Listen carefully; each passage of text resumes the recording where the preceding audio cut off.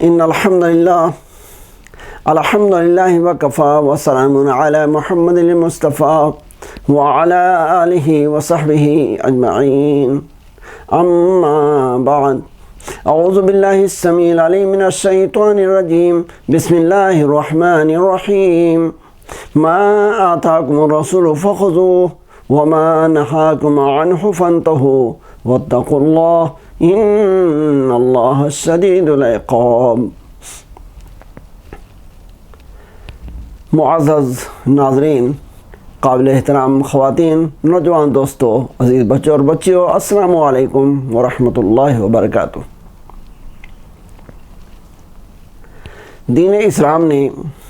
مالی حقوق یعنی مال سے متعلق جو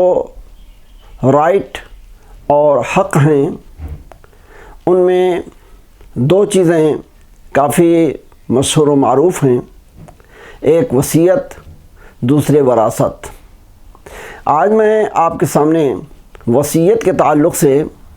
چند باتیں رکھنا چاہوں گا۔ آئیے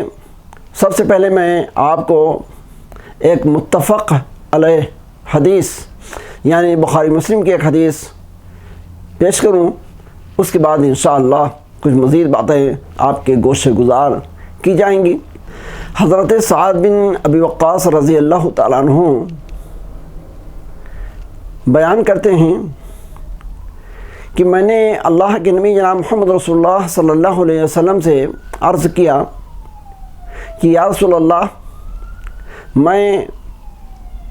بہت مال والا ہوں، اللہ نے مجھے مالدار بنایا ہے اور میری وارث صرف ایک میری لڑکی اکلوتی لڑکی ہے، تو کیا میں اپنے مال کا 2/3 حصہ 2/3 خیرات کر دوں؟ اللہ کے نبی صلی اللہ علیہ وسلم نے فرمایا لا، نہیں۔ پھر انہوں نے اجازت چاہی کہ اللہ کے رسول صلی اللہ علیہ وسلم، میں اپنے مال کا جو آدھا حصہ ہے وہ راہ خدا میں خیرات کر دوں؟ اللہ کے نبی صلی اللہ علیہ وسلم نے پھر فرمایا کہ نہیں۔ پھر انہوں نے عرض کیا افاتصدق بثلثہ، کہ اے اللہ کے رسول صلی اللہ علیہ وسلم، میں اپنے موجودہ مال کا 1/3 1/3 کیا راہ خدا میں نکال دوں؟ اللہ کے نبی صلی اللہ علیہ وسلم نے فرمایا الثلث والثلث کثیر، کہ 1/3 کی وصیت کرنا، خیرات کرنا، یہ درست تو ہے لیکن یہ بھی زیادہ ہے۔ مطلب یہ ہے کہ اگر اس سے کم ہی کرو تو زیادہ بہتر ہے۔ اس کے بعد اللہ کے نبی صلی اللہ علیہ وسلم نے ارشاد فرمایا انک ان تذر ورثتک اغنیاء خیر من ان تذرهم اعلی یتکففون الناس، متفق علیہ۔ یعنی اللہ کے نبی صلی اللہ علیہ وسلم نے ارشاد فرمایا کہ اے سعد، تم اپنے وارثوں کو مالدار اور غنی بنا کر کے چھوڑو، غنا اور مالداری کی حالت میں اپنے بعد، اپنی موت کے بعد ان کو چھوڑو، یہ اس سے بہتر ہے کہ تم ان کو محتاجی کی حالت میں محتاج بنا کر کے چھوڑو اور وہ تمہارے بعد لوگوں سے مانگتے پھریں، لوگوں کے سامنے ہاتھ پھیلاتے پھریں۔ حضرات گرامی، یہ حضرت سعد بن وقاص رضی اللہ تعالیٰ عنہ ایک نہایت جلیل القدر اور برگزیدہ صحابی ہیں۔ ان کے مختلف فضائل ہیں، انہی میں سے ایک چیز یہ ہے کہ یہ سب سے پہلے اسلام قبول کرنے والے مسلمانوں میں 7ویں نمبر کے مسلمان ہیں، اور ان صحابہ کے اندر بھی ان کا شمار ہے جن کو اللہ کے نبی صلی اللہ علیہ وسلم نے اپنی حیات مبارکہ کے اندر جنت کی بشارت سنائی تھی، یعنی عشر مبشرہ میں بھی ان کا شمار ہے۔ پھر عشر مبشرہ کے اندر سب سے آخری یہ صحابی ہیں جنہوں نے وفات پائی۔ اس حدیث کے اندر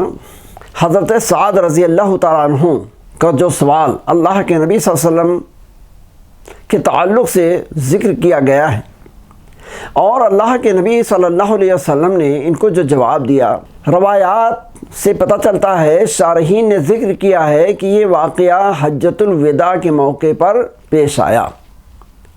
حجۃ الوداع کے موقع پر سعد بن ابی وقاص رضی اللہ تعالیٰ عنہ کی حالت زیادہ خراب ہوئی، شدید بیمار ہوئے۔ اللہ کے نبی جناب محمد رسول اللہ صلی اللہ علیہ وسلم ان کی عیادت اور مزاج پرسی کو تشریف لائے۔ اس موقع پر حضرت سعد رضی اللہ تعالیٰ عنہ نے پیارے نبی جناب محمد رسول اللہ صلی اللہ علیہ وسلم سے یہ باتیں کی اور اس طرح کی گفتگو ہوئی کہ اے اللہ کے رسول صلی اللہ علیہ وسلم، مجھے اللہ تبارک و تعالیٰ نے زیادہ مالدار بنایا ہے، میں کافی مال والا ہوں، اور میرے بعد جو وارث ہونے والی ہے وہ میری اکلوتی لڑکی ہے۔ پھر اس کے بعد سوال جواب ہوا۔ حضرات گرامی، سب سے پہلے ہم یہ جان لیں کہ وصیت کیا ہے۔ وصیت ایک عربی لفظ ہے اور انگلش میں اس کو ول کہتے ہیں۔ وصیت کا مطلب ہوتا ہے کہ آدمی کی ایسی خیرات، آدمی کا ایسا صدقہ جو اس کی موت پر موقوف ہو، یعنی اس کے مر جانے کے بعد وہ حقداروں کو دیا جائے۔ مثال کے طور پر کوئی آدمی ہے اپنی زندگی کے اندر کہتا ہے کہ بھئی اتنا $1000 فلاں مسجد میں دے دینا، اتنا $100 فلاں آدمی کو دے دینا، تو یہ چیز وصیت کہلاتی ہے۔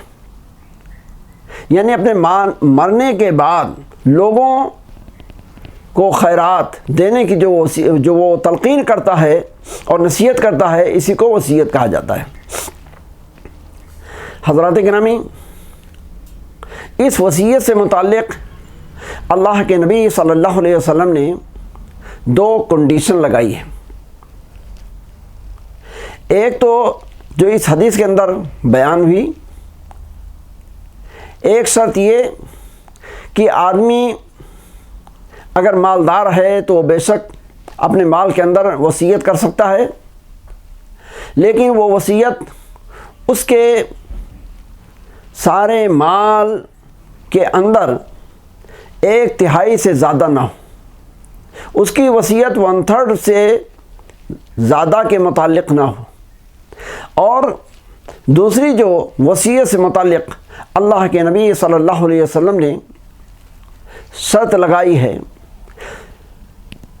اس کو حضرت ابو امامہ باہلی رضی اللہ تعالیٰ عنہ نے بیان کیا ہے، اور اس روایت کو امام ابو داؤد، امام ترمذی، امام ابن ماجہ، امام احمد حنبل اور دارقطنی رحمہم اللہ وغیرہ نے روایت کیا ہے۔ روایت اس طرح سے ہے کہ وہ باہلی رضی اللہ تعالیٰ عنہ کہتے ہیں کہ سمعت رسول اللہ صلی اللہ علیہ وسلم یقول ان اللہ قد آتا کل ذی حق حقہ فلا وصیۃ لوارث، کہ اے لوگوں سنو، اللہ تبارک و تعالیٰ نے وراثت کے جتنے حقدار تھے سب کے حق کو مقرر کر دیا، قرآن عزیز کے اندر بیان کر دیا ہے، لہذا اب کسی شخص کو اپنے ورثہ کے تعلق سے وصیت کرنا جائز نہیں ہے۔ پتہ چلا یہ جو وصیت ہوتی ہے یہ غیر ورثہ کے لیے ہوتی ہے، چاہے حقوق اللہ کے تعلق سے ہو، چاہے حقوق العباد کے تعلق سے ہو۔ وارثوں کو وصیت کرنا جائز نہیں ہے۔ آج یہ ایک افسوس کی بات ہے کہ ہمارے اس دیش فیجی کے اندر ہمارے بہت سے ایسے بھائی ہیں، بہن ہیں جو اپنی زندگی کے اندر وصیت نامہ بنواتے ہیں، وصیت نامہ بناتے ہیں، اور وہ وصیت ورثہ سے ہی متعلق ہوتی ہے۔ حضرات گرامی، جو ہمارے وارثین ہیں، آپ کے وارثین ہیں، ورثہ ہیں، وہ مال وراثت کے حقدار ہیں۔ وصیت یہ غیر وارثوں کے لیے شریعت نے رکھی ہے، لہذا ہمیں اس کا اہتمام ہونا چاہیے۔ اگر آپ ورثہ سے متعلق کچھ بات اپنے مرنے کے بعد بتانا چاہتے ہیں مال سے تعلق، تو ہمیں قرآن سے معلوم کرنا چاہیے، اور وہی اسی دائرے میں رہنا چاہیے جس دائرے میں ہمیں شریعہ نے رکھی ہے۔ وراثت کے مسائل اور وارثوں کے حقوق سورہ نساء کے دوسرے اور آخری رکوع کے اندر اللہ تبارک و تعالیٰ نے بالتفصیل بیان کر دیا ہے۔ تو بہرحال پیارے نبی صلی اللہ علیہ وسلم کی تلقین اور تعلیم کے مطابق وارثوں سے متعلق وصیت نہیں ہو سکتی ہے۔ وصیت یہ ان لوگوں کے تعلق سے ہے جو وارثوں میں شامل نہ ہوں۔ حضرات گرامی، اسی طریقے سے اس وصیت کے بارے میں بھی رحمت للعالمین صلی اللہ علیہ وسلم نے بعض حدیثوں کے مطابق ہمیں یہ بھی تعلیم دی ہے کہ اگر کوئی اپنی زندگی کے اندر کسی سے متعلق وصیت کرنا چاہتا ہے تو اس کو چاہیے کہ وہ وصیت ریٹرن میں لکھ کر کے اپنے پاس رکھ دے، تاکہ ایسا نہ ہو کہ موت جس کا وقت کسی کو پتہ نہیں، وہ اچانک آ جائے اور آدمی کی یہ جو جائز خواہش ہے، اجر و ثواب کے نیت سے جو اس کا ایک ارادہ ہے، وہ اس سے چوک جائے۔ تو بہرحال عرض کرنے کا مقصد یہ ہے کہ یہ وصیت بہرحال ہمارے دین اسلام کے اندر جائز ہے اور ایک کار ثواب ہے، اللہ تبارک و تعالیٰ کی رضا کی چیز ہے، لیکن جیسے سارے اعمال ہم کتاب و سنہ کے مطابق کرتے ہیں، اسی طرح سے اس وصیت کو بھی کتاب و سنہ کے دائرے میں کرنا چاہیے، کتاب و سنہ کے مطابق کرنا چاہیے۔ ہم اللہ تبارک و تعالیٰ سے دعا کرتے ہیں کہ پروردگار عالم ہمیں وصیت ہو، وراثت ہو اور اس طرح کے جو مالی حقوق ہیں ان سے متعلق دینی احکام کو جاننے، سمجھنے اور ان پر عمل پیرا ہونے کی توفیق عطا فرمائے، ہماری دنیا اور آخرت دونوں جہان کو کامیاب بنائے، اور دونوں جہان کے اندر نیک نامی اور سربلندی ہمیں نصیب فرمائے، آمین۔ اقول قولی ھذا استغفر اللہ لی ولکم ولسائر المسلمین فاستغفروہ من کل ذنب انہ هو الغفور الرحیم، وآخر دعوانا ان الحمد للہ رب العالمین، والسلام علیکم ورحمۃ اللہ وبرکاتہ۔